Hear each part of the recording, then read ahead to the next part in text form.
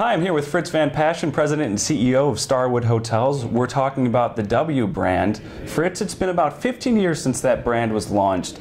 How do you think it has evolved in that time? I think in many respects it's made a metamorphosis. So the original logic of the W brand was to take hotels in very good locations, but that didn't necessarily have the bones to be a real luxury hotel, and to make them completely different from what you would have expected from a hotel in the past, but with many of the comforts and conveniences of a business hotel or a great leisure hotel. The reality is there was such a gap in the market, and there was so much demand for that new kind of luxury that incorporated popular culture, contemporary design, a certain casual, irreverent attitude, that the brand has actually pulled up market.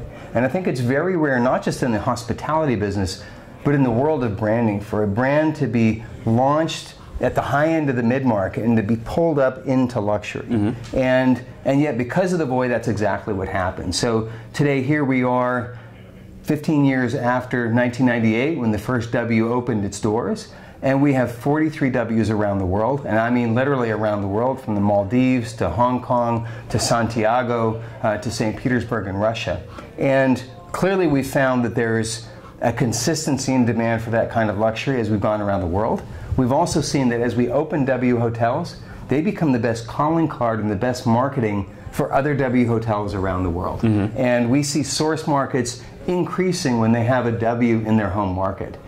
So each W we open now ramps up faster and performs better than ones in the past did, which also gives us the ability to make sure that we invest heavily in creating very interesting new W's to add to the system. So if you think about a luxury brand going from, well, a hotel brand that wasn't luxury to becoming a luxury brand today with 43 hotels, it's unprecedented growth in the history of lodging. And yet at the same time, there are so many markets today where we still don't have a W, where we clearly could, and I believe someday will. So there's been extraordinary growth, and I think much more to come. Well, I think you really hit upon it when you were talking about it hitting some intersection, a nerve where it's hospitality, it's pop culture. Many people credit W for creating the lifestyle segment, which, as we know, has just grown incredibly since then.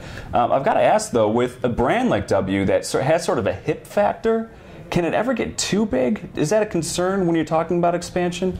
No, because I think one of the really interesting things about the W brand is it invites all comers. And the fact that it's cool and fun and has an aspect of the insider, and yet completely accepting and welcoming at the same time, is what makes that brand really special. And so you can go into a W and enjoy the experience without necessarily being demographically or otherwise the core guest. That's the first thing. The second is the positioning of W takes into account the distinction between style and fashion. Fashion by its nature is perishable, but style isn't necessarily. So there's an aspect of making sure that we have enough of a contemporary view, enough of what makes W interesting and exciting, but not something that gets tired so fast that we have to do renovations faster than we would for other brands. And I think that threading that needle has been one of the things that we've had to work hard to find the right balance for. And when we do, we create great returns for the hotel owners with the W brand.